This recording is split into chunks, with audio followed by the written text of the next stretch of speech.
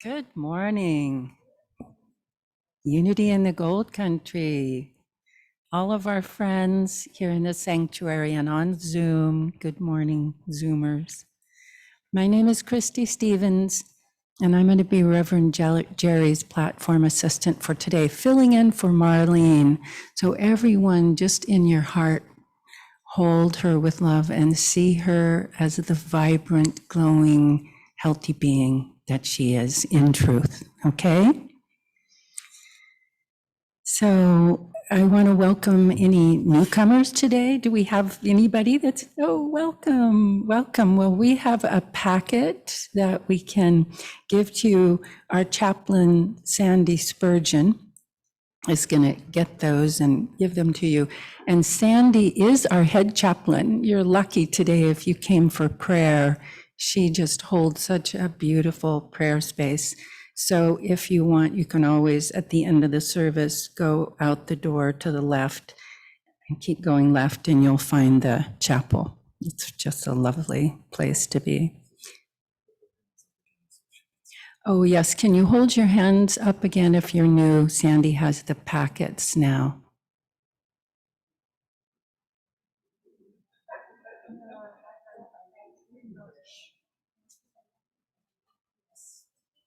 There you go.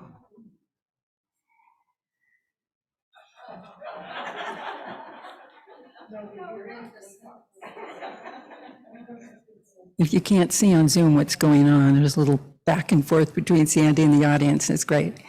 There she is. Okay, well, Zoomers, if you have your candle at home, why don't you get it now? Because we're going to begin with lighting the Christ candle.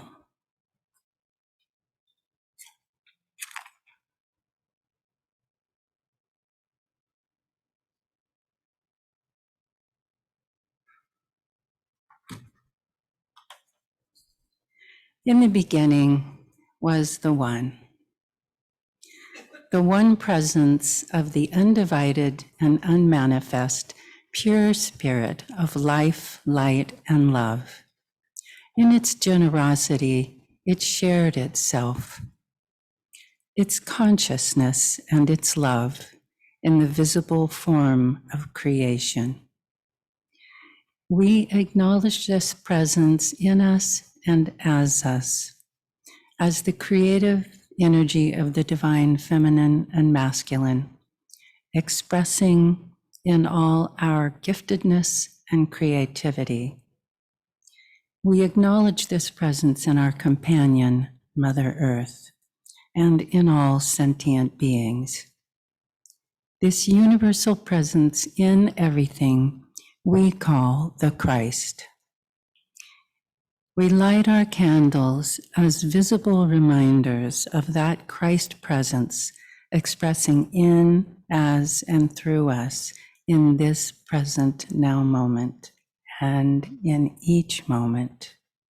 This is the truth. Let us own it.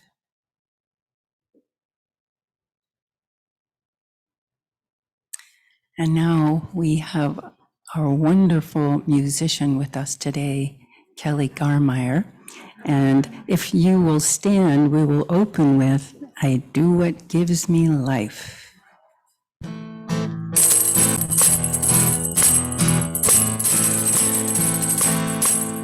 I do what gives me life. I do what gives me life. I do what gives me life. Hey, hey, hey, hey. I do what gives me life. I do what gives me life. I do what gives me life. Hey, hey, hey.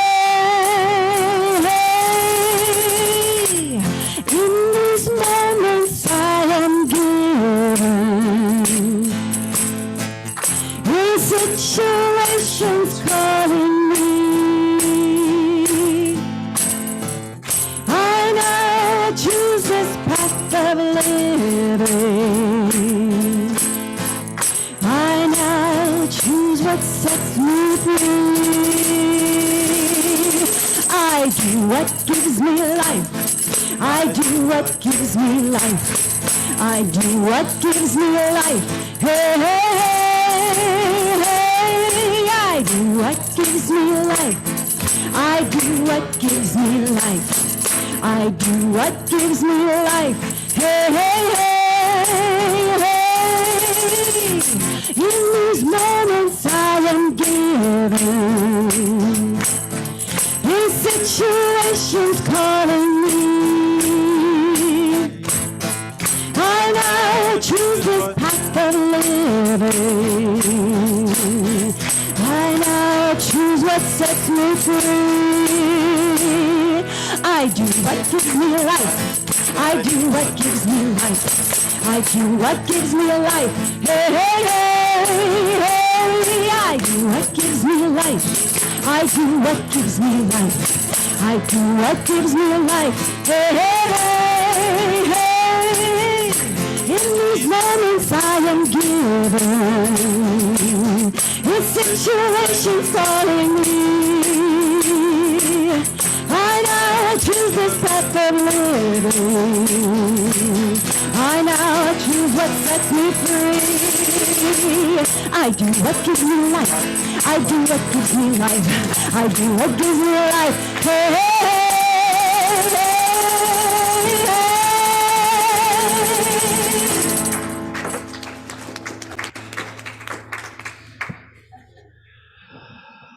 Good morning, everybody.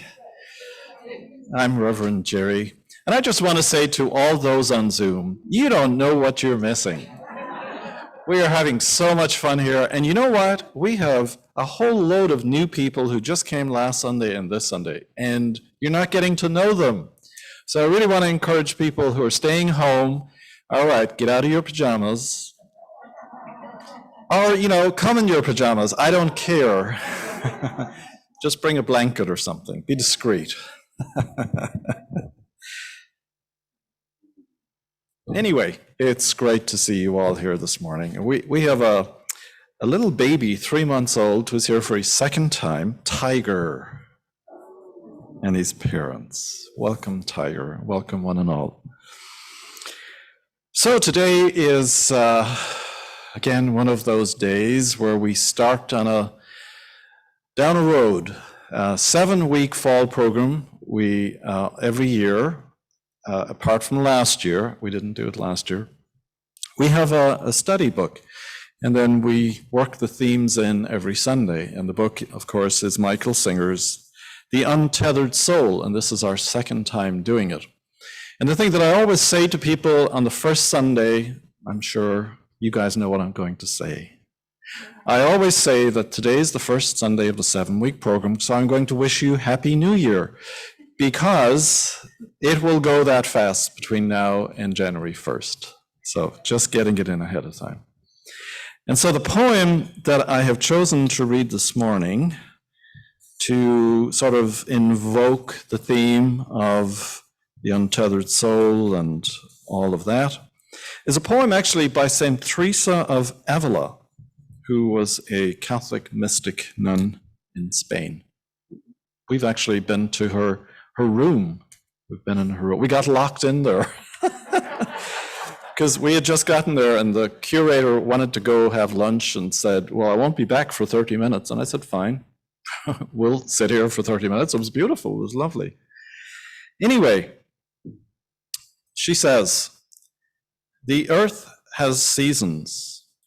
When the mountain stream flows, when the holy thaws, when I am most fragile and in need, it was then, it seems, God came closest. God, like a medic on a field, is tending our souls. Our horns get locked with desires, but don't hold yourself too accountable, for all desires are really innocent. That is what the compassion in God's eyes tells me. Why this great war between the countries inside of your soul? What are all these insane borders we protect? What are all these different names for the same church of love we kneel in together?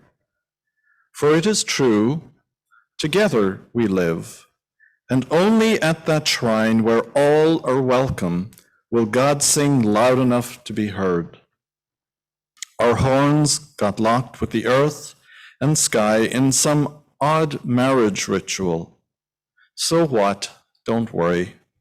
We should be proud of ourselves for everything we helped create in this magic world. And God is always there if you feel wounded. God kneels over this earth like a divine medic, and God's love thaws the holy in us.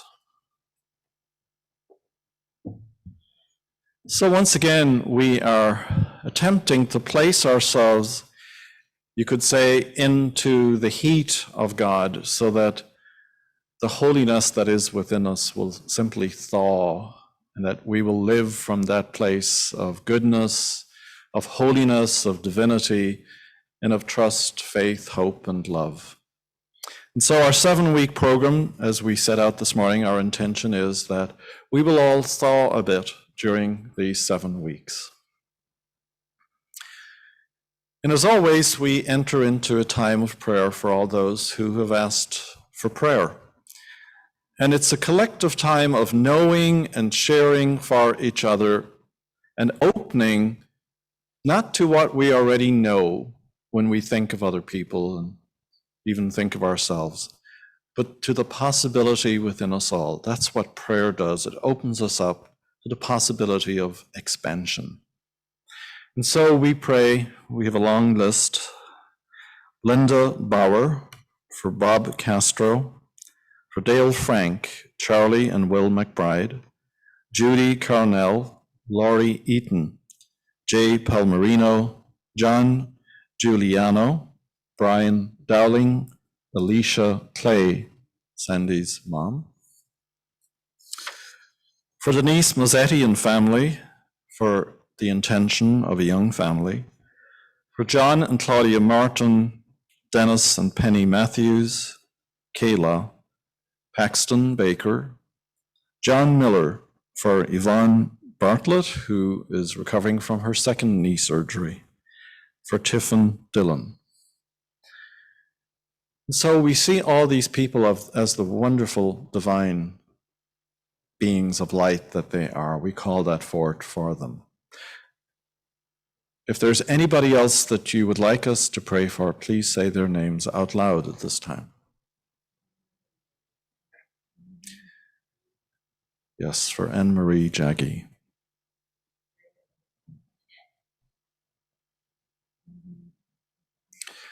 Again, for Marlene Bottenfield.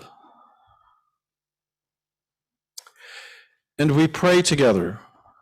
There is only one presence and one power, active as the universe and as our lives, the all-loving goodness of God, and all is well. And so now Christy is going to read for us the daily word for today.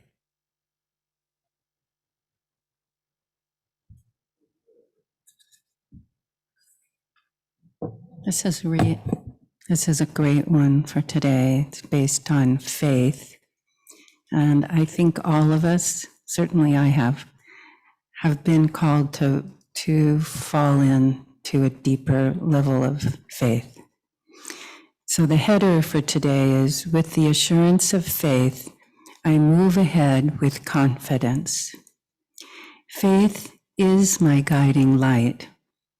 It keeps me hopeful when I'm tempted to doubt, and cheerful when I might otherwise feel gloomy. Faith tells me that even when the sky appears cloudy, the sun is still shining brightly above the clouds. Faith gives me a secure footing in the present as I plan for the future. Faith is the assurance that I am never alone, that everything I dream and do is divinely inspired. Every step I take in the direction of my aspirations is fueled by faith that they can come to pass. All of the wisdom, power, love, and strength of God are mine to express as only I can. Leaving timidity and hesitancy behind, I use these divine attributes boldly and with confidence. Faith shows me the way forward. And from Hebrews 11:1, now faith is the assurance of things hoped for, the conviction of things not seen.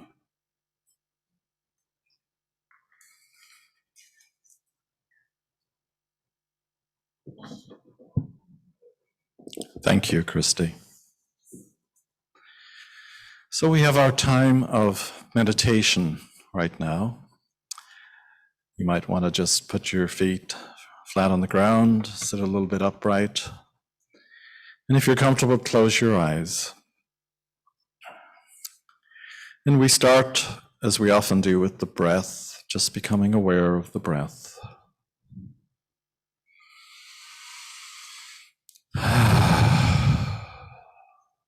And we release. And we let go.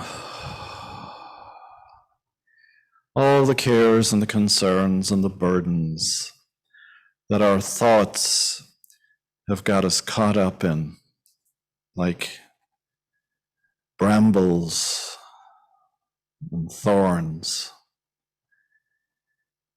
And we can feel all those thorns letting go, all those things that have hooked us. And there is a lot, isn't there, to be hooked by fairly intensely in these times. But we just imagine ourselves letting go of all of those. And we find ourselves in a freer space. We're free to be more expanded and more peaceful and more calm. And if we hear the sounds of the baby, we can just imagine that's us. That's us cooing in the arms of God. Getting more playful, more childlike, content.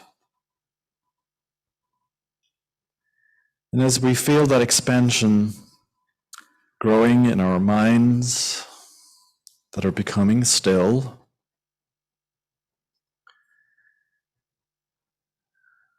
even if there are stray thoughts that come like clouds across the sky,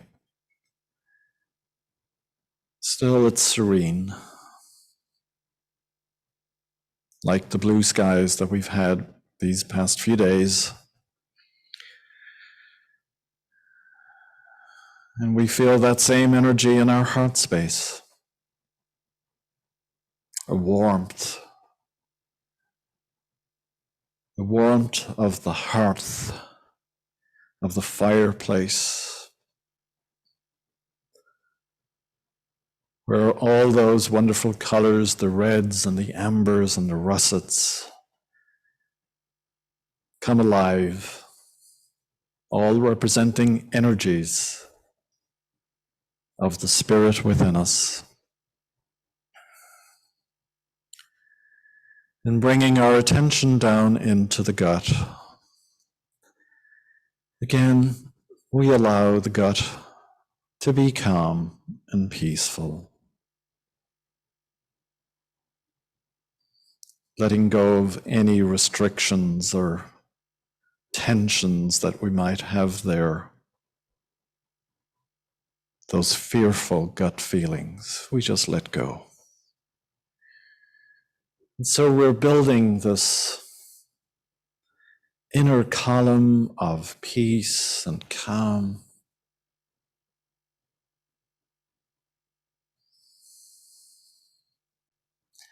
All the way down into the earth, we could perhaps feel roots growing down beneath us to the coolness of Mother Earth in these fall days. knowing that we too have leaves to let go of. It's okay. They've served us, we now let them go.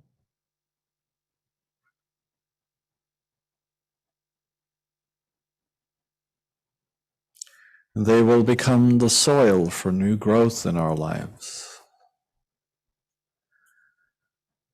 And we move all the way up that column, all the way to the heavens, out to the stars and beyond, into that mystical, magical darkness of space and time. And I invite you to see or imagine, sense or feel a chair, a throne, a seat.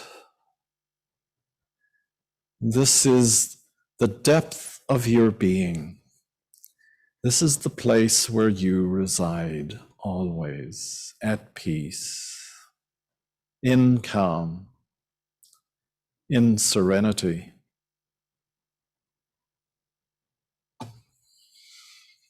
And just feel yourself melting into the seat or the chair.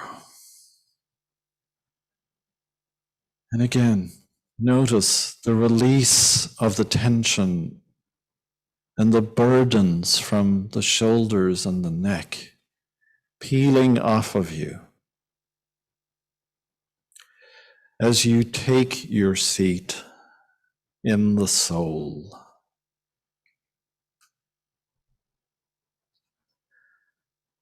This incredible place of source energy from which we came, in which we are always evolving. Right now, in this moment, we are becoming. And we can imagine all of the pieces of our lives like a kaleidoscope that is gently changing image. And so we don't attempt to hold on to any one picture or image. We hold it so gently, we just appreciate the beautiful colors in its current form. And as we sense it changing shape and color in the next moment, we do so with ease and with grace, with faith, knowing that it's all okay. It's okay to let go. It's okay to receive the next and the next. And each time we simply appreciate what is before us. We allow our hearts to sing a song of praise and thanks for what is in each moment.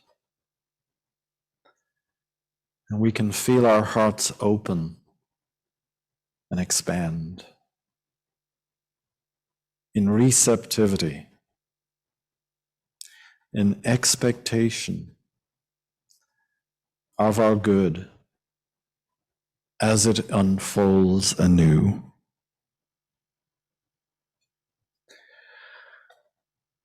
And I'm simply going to invite us to just be in this place, in the silence, for a few moments.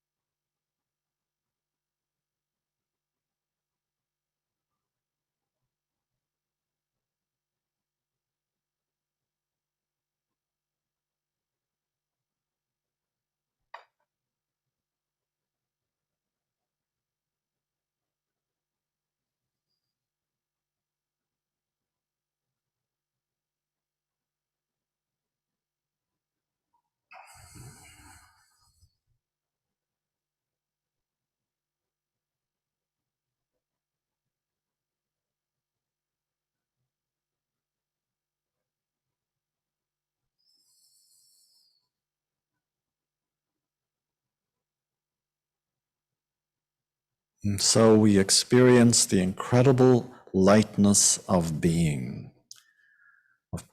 itself. This is the energy that we can bring forth into our active lives. It is the source of all of our gifts and of all possibilities for our lives. And so we give thanks for all that has been, for what is now unfolding, and for the incredible that is yet to be. Thank you, God. Amen. And so from this place comes all of our giftedness, and now we listen to the giftedness of Kelly and her voice and her music and song.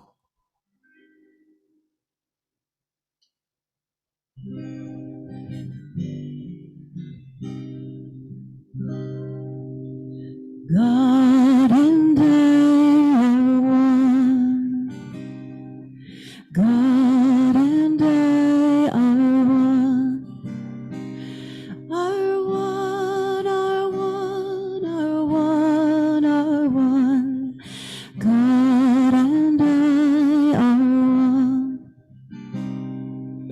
Love and I are one.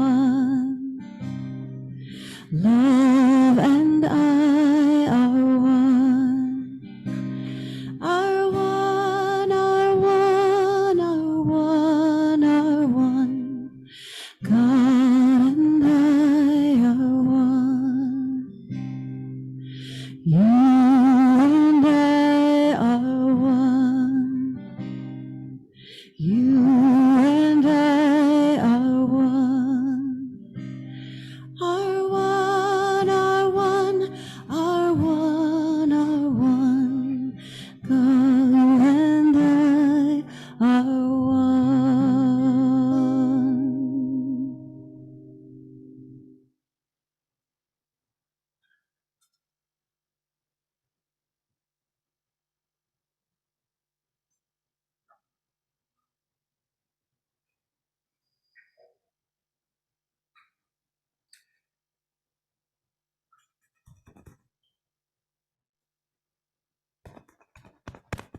There we go. Can you guys hear me? Yep. Okay. So today, as I said, we begin our 7-week program of the study of the book, The Untethered Soul. And as I said last week, as I thought back over the last 20 years or so, of all the books that we've done, this was the book that I thought we should revisit for the times that we live in. And I think you will find that this book was written for us at this time, as we look especially back over the last year and a half or so. And we are being invited in this 7-week program to take a seat, namely to take the seat of our soul, to sit in the place where we are in touch with our soul and seeing life then from that place. So we start with an empty chair. You may not see this on Zoom, but there is an empty chair in front of me with a question mark. What's this chair? Who's sitting in it? What's this all about? And the chair is symbolic of ourselves, our true selves, that unchanging place, the place of our inherent consciousness. Remember when you were 5 years of age, and you can remember yourself sort of looking out through your eyes, and remember who you were and how innocent you were. And maybe you remember when you were 20 years of age, and you were in college or getting your first job or whatever. Again, you remember who that was and how that felt. Or when you were 40, or when you were 60. I'll stop there. it was the same consciousness, wasn't it? It was the same feeling, the same being. I remember my dad, when he was in his 80s, one day said to me, he said, I still feel the same as when I was 18. And I think we can all say that. Nothing has changed inside there over the years, despite all of our experiences and all of our ups and downs and disappointments and failures and successes and sadnesses. And we are the same in there. Life and everything we have experienced hasn't touched or damaged or hurt this consciousness inside of us, this beingness. It's inviolable. Thank God. And yet, this is the part of us that we are often least in contact with or have the least connection with, because we are busy up here on the stage, in the spotlight, performing, singing, dancing, saying the script, going along with the role that someone assigned us or we took on, based on who we think we are, who we're striving to be, or who others want us to be.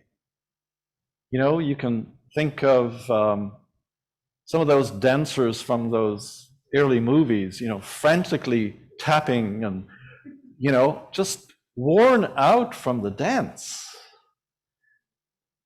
Yeah. We're responding to all of those voices of fear and anxiety and, you know, wanting to be a success in life. And all the while, the soul sits quietly in the background, just being quiet. We don't even know it's there unless we stop and take a look. And doesn't it feel good when we did that meditation and I had you finally like drop everything, the burden of this song and dance? Doesn't it feel good? Oh, what a relief to get away from all that noise and activity and pressure. I'm just going to sit in the chair. Oh, God, it feels good. Sit down. Yeah.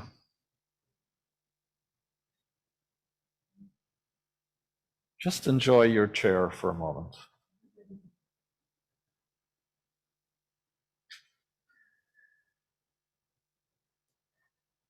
And think about the question mark.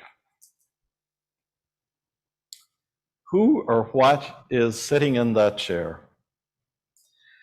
And in chapter 2 of the book, the author points out to us that we will never have peace because there's this voice in our head that is a malcontent. It's never happy. It's always got a problem.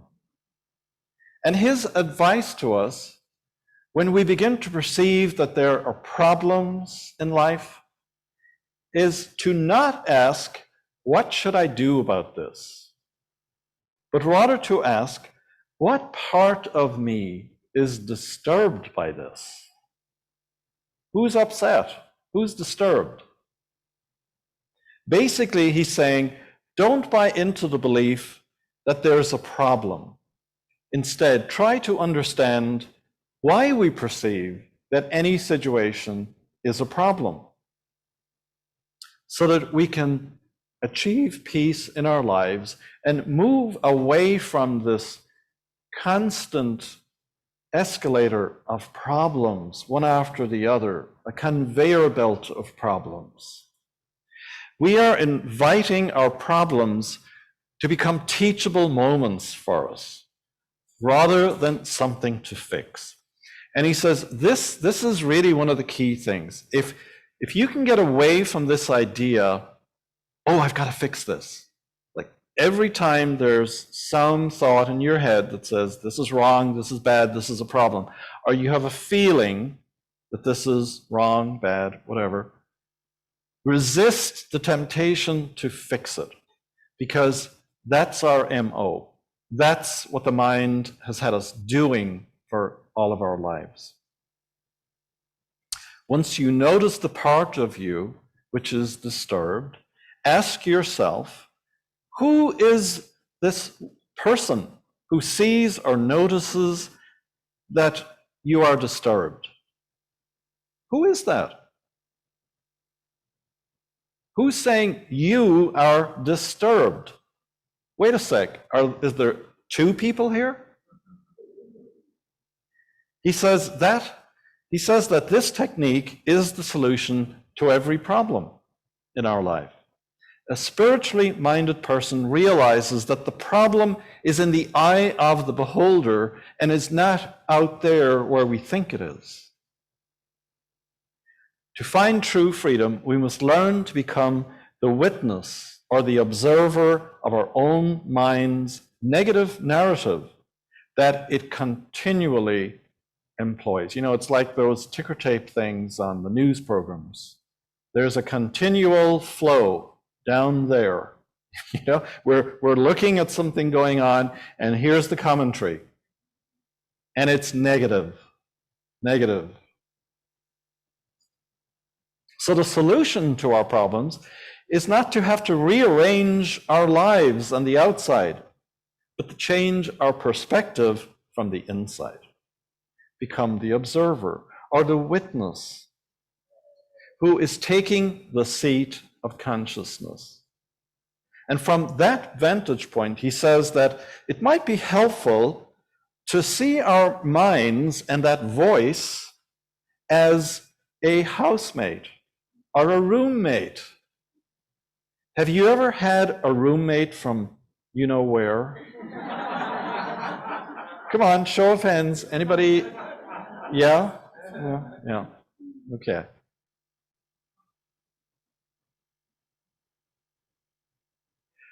It's like there are two places that we can hang out in the mind. One is the place of the observer, and the other is the place of the personality that continually narrates a negative story like a really obnoxious roommate. We are not alone in the universe, we know, but neither, it seems, are we alone in our minds. And once we wake up to the realization that it is the negative inner voice that is ruining our experience of life, that it takes away the joy and the peace, once we get that, we have the key to our own peace and freedom. And he has a great technique that he uses to bring this idea home to us. He invites us to imagine that the voice is a person sitting next to us on the couch. As we listen to the constant negative commentary we find ourselves wanting to get away from as far as possible. And so he invites us to have an imaginary roommate, if you will. I was going to say friend, but it's not really a friend. And so he invites us to externalize that voice as an experiment and to see what our reaction is. How would you respond if a friend of yours talked about you in the way that that inner voice talks about you in your head? Would you ever ask them for relationship advice or for financial advice or any kind of advice? The author asks, if the voice were a person you had hired to give you advice, would you not have fired them by now? And yet we never fire the voice, do we? In our heads, no matter what it says, no matter how many times it's wrong, no matter how many times it gets us into trouble and causes us to have these explosive reactions, we continually listen, don't we? And we never say, shut up. Thus, we come to understand that there has ever only been one problem in our lives. And if we're standing in front of a mirror, we're looking right at it. It's the voice in our head. And so the question is, are we finally ready to ditch the negative voice in our head? Because as it stands, our life is really not our own when we listen to the voice. Our life becomes the life for and of that voice. And we are being run by an inner roommate, housemate, whatever you want to call it. So maybe I think we should all give a name to that roommate. So what name would you give that voice in your head? Just think about it for a moment. Some character, maybe out of a movie, or maybe someone from the past. Pick a name. Think about it. Hold on to it. And so the next time you have that moment of insight, call it by that name and say, enough. Ramana Maharshi, the great yogi, once said that in order to attain true freedom, we must continually ask the question, who am I? And so, with his devotees, he would continually have them ask that question over and over and over again. Because in each new moment, we need to answer that question. Because that's what the universe is inviting us to ask at that time. Who am I now? Not yesterday, not 20 years ago, 50 years ago. And it is interesting how challenging it is to give a good answer to that question. Because we all have a tendency to start listing, who your parents were, who your brothers and sisters were, what you achieved in school, what college you went to, what job you have. None of those things are who we are. They're all what we've done or who we've been related to or whatever. They're just labels. So that is not a good answer to the question. Again, if you haven't tried to answer that question, I encourage you to spend some time doing so this week in our 7 weeks of the program. It's going to come up several times during the next seven weeks. When we were 10 years of age, we looked into that mirror and saw a 10-year-old body. Isn't it the same you who now looks and sees a different body? What we looked at has changed, but not the one looking. If you lost a finger or an ear or some part of your body, you don't think, part of me is gone. You don't have that feeling. You still feel like you're whole and complete in there. There's a continuity of beingness that has always been in there looking out. And we are not the objects that we see or encounter.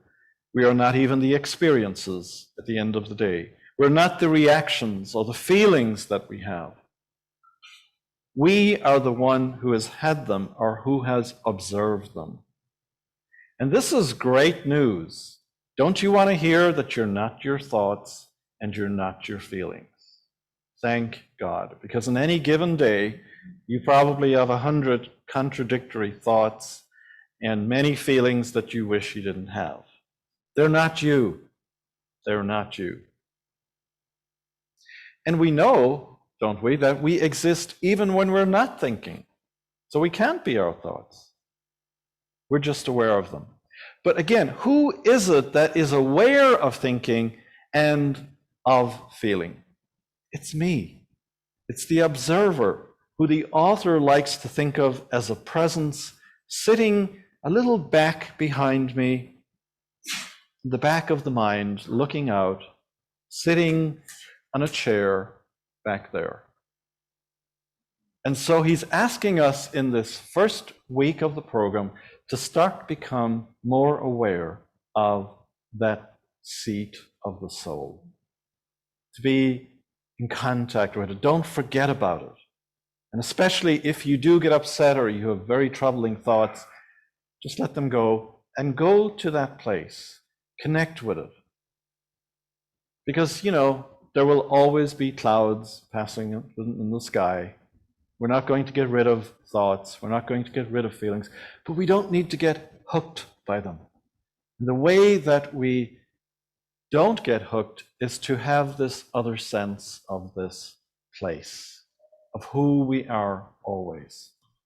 And so on the spiritual path, we are invited to live from this place at the back of things, because that's where the source for our lives is, first of all. And it's where the mystery is unfolding. It's where we can ask questions. We can be intuitive. We can get a sense of what we're supposed to do or where we're going even. And this is our true home. And we can learn to experience our lives from this place rather than the vantage point of our negative inner roommate who's ruining our happiness all the time. This is the seat of the Buddhist self, the Hindu Atman, and where we can experience what we would call the Christ of our being. The Christ of our being is the awakened being, the awakened one. It is the place where we are aware that we are aware. Oh, okay, I'm aware. And I'm aware that I'm aware. It's the place where we can also know that we are never alone. Because when you go to that place, you feel this rich presence there. The one presence that we talk about always in unity. And so that's restorative. You know, if you're feeling lonely, go there and feel this inner presence of being that is so magnificent. So a couple of things for this week. He invites us to try out different things. One of the things that you could do is imagine as you go through life for one day that you are the divine. How would that influence how you see what's going on? All of the experiences that you have, the people that you bump into, the things you see on TV. How might you have a different experience if you are in touch with the fact that you are the divine? Ask yourself on a daily basis, just maybe once, who am I? And begin to shift the answer to that. Ask yourself, how are you doing in there? And you can ask both sides. You can ask the one that's disturbed, how are you? And not so good, really. Yeah, okay. And then you can ask that other side, how are you doing? I'm doing great. So, you know, the voice varies because there's the mental model that our mind is continually generating, and it's all about fix it, get control back. Everything is out of control. It's not the way you want. You have likes and you have dislikes, and the more you have likes and dislikes, the more complicated life is. Notice that it's your dislikes that are driving you crazy. Can you drop your dislikes? Do you have to have these very strong dislikes? There's a quote from the book that says, "The mind is the place where we go to hide from the heart, which hides our soul." So we have to start reversing this. And then a definition of self-realization is to realize who is really in there. Self-realization, capital S. Oh, that's who I am. Who is this unchanging being who's always observing, if we would just quieten down for a few minutes? And so Singer's hope, and my hope for all of us, is that at the end of the book, that we will know that we don't have a soul. I don't have a soul. I am a soul. You are a soul. And that we will live our lives from that place.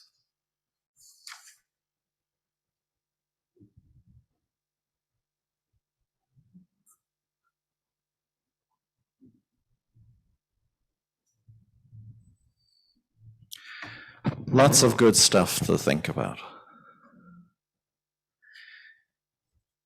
It's interesting, we really didn't order too many books because I know we've had a lot of the books in the past, but wouldn't you know, we ran out. We didn't order enough. Jody, did you get a book? Okay. We found one. So you can come get it at the end. And if anybody else has maybe copies of the book that you're not using, just call Leslie and maybe bring it in, and we can either loan them or give them away to anybody else who's looking for a book. You can, of course, get all sorts of electronic copies of it online if you like. All right, so we move on with our power words for October. So every month, sort of, this is a little theme that Unity Worldwide Ministries asks us to look at. And the power this month is zeal. It's kind of an old-fashioned word, maybe from a different time, but there's something zingy about zeal. I ignite my zeal by focusing on what brings me joy. Together. I ignite my zeal by focusing on what brings me joy. And that might be just focusing on the seed of the soul. That'll bring me joy. All right. And so we have our time of prosperity, of our affirming prosperity in our lives and for us as a spiritual community. We do have a basket here, which you can always drop a check into or money, and there's another basket at the back. And again, we give you thanks for all of you, for all of those out there on Zoom who continue to go to PayPal or send in checks to keep us solvent. We really, really do appreciate that. Thank you. And so our love offering from today is up here on the slide. And I invite us all, as we place our hands on our hearts and as we feel the gratitude for our lives flowing from Source through us out as a blessing to the world, we say, my heart is open to receive and grateful for all my good I give fearlessly and with love. Beautiful. And Kelly is going to give generously and fearlessly a beautiful song for us at this time. Thank you.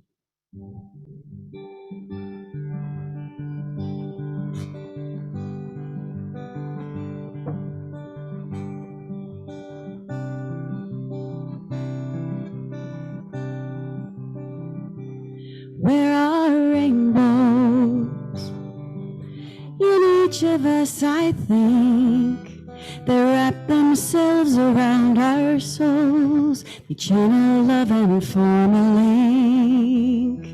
Love moves in each of us, you know. And through the majestic arc it bends, channeled tenderly through our rainbow. It leaves its gifts, but then it tends to gain energy and flow on to all humanity. This lovely light, so full of joy, love never gone, and in its brilliance is God inside.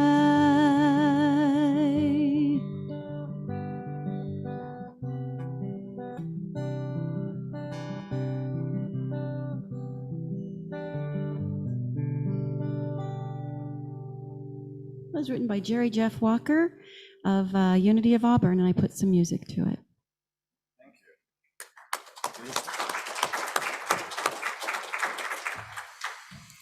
Some of you may remember Jerry and Carrie Joy, who used to be members here long ago, and that's who she's talking about, who wrote that poem, and it was submitted to Unity, and it's in Unity magazine, I believe. Yeah. August issue. All right. Thank you. All right, we move on to our announcements. And as always, of course, this is a year of renewal and of wonder and of transformation and awakening, and we're going to be doing that through this 7-week program, of course. The 7-week fall program, as you know, is beginning today, and so if you want to be part of it, we do have 2 live in-person groups. Christy and Patricia will be meeting at Christy's home at 10 a.m. on Wednesdays. And then Sandy, where's Sandy? She must have stepped out. She will be hosting one here on Thursdays at 10 a.m. And then I'll be hosting the Zoom study group on Tuesdays as part of the spiritual exploration group that we always have. So, and if you can't be part of a group, if that doesn't work out, just follow along yourself. And there's a lot of stuff online. You can get a lot of stuff about the book. 10 a.m. And that Zoom link will go out tomorrow. So if you want that, you can sign up at the back for the e-bulletin, and Leslie will put you on there and send you all these links. Okay? And again, we just remember our women's group that is taking a hiatus until the COVID numbers go down. Just want to keep that out there. And again, volunteer. This is a great time to volunteer. We need help. So consider volunteering, please. And having said that, I want to thank Christy, who stepped in this morning just to fill in for Marlene. We thank Dennis up there on sound, and Chris and Leslie. And Craig, who's doing double duty because he's filling in for someone else that was supposed to be on camera, and he was fulfilling his welcome duties out front. And Christy brought the beautiful bouquet of flowers. Thank you, Christy. Yeah, there's lots that we can do. So thank you all for being here, especially. And the Way of Mastery groups, just giving it a final plug here, we have 2 new groups, one at 1 p.m. and one at 6:45 on Mondays on Zoom. And again, the links will go out tomorrow if you haven't got that. And there it says, Spiritual Exploration, Tuesdays with me. We will be studying the Untethered Soul. All right. Oh, I knew there was one more volunteer I wanted to acknowledge. Carly, would you stand and face your loving congregation? For 8 years, every weekend, Carly would send us the new names that we need to pray for the Sunday service. She's been doing that for 8 years. And yesterday was her final time. She's stepping down from the role. And Carly, isn't this interesting? Carly, you take a bow, stand up there so that people know you. Carly Towsley is going to be taking that over. It must be something about the Carleys. They're willing to do this. So thank you, Carly. You've been such an asset to Unity in the Gold Country since day one, literally. And oh, look who's up there. She's now gardening. Jeez. There's no end to this woman's talents. So if you would like to do a little gardening, you can kind of take a plot. And Catherine, thank you. Catherine was out here for hours, weed whacking the whole front of the center last week. Thank you. We appreciate all these things. All right, I think it's time for our unity prayer. So if you want to stand, we can say that together. And then Kelly will lead us in our closing song. Here we go. The light of God surrounds us. I am the light of God. The love of God enfolds us. I am the love of God. The power of God protects us. I am the power of God. The presence of God watches over us. I am the presence of God. Wherever we are, God is, because I am, and all is well. And you know, for our 7-week program, we kind of go through the colors of the rainbow. Today was red. There's a few of you who got that memo. Next week, it's that color that you all have in your closets, orange. So if you happen to have something orange and you're join us, please wear it. It gives you a chance to, wear the 80% of your clothing that you never wear. All right, take us away, Kelly.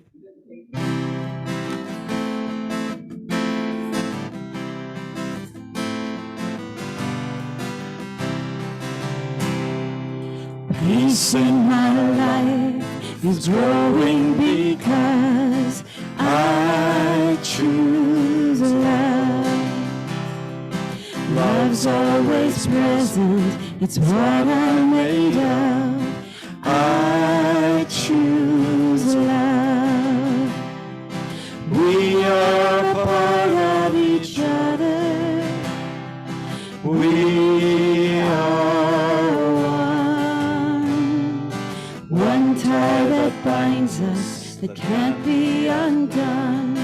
I choose love.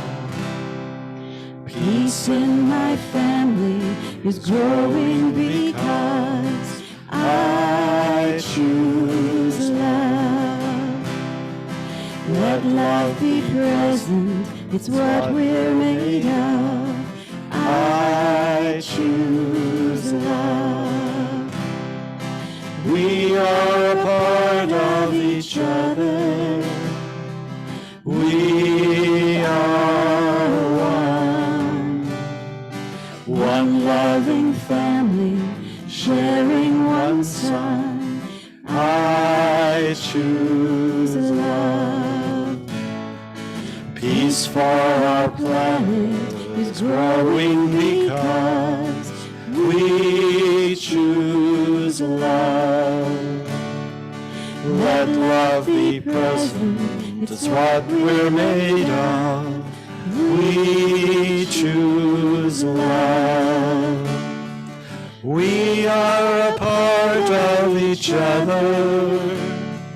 We are one. One choice unites us.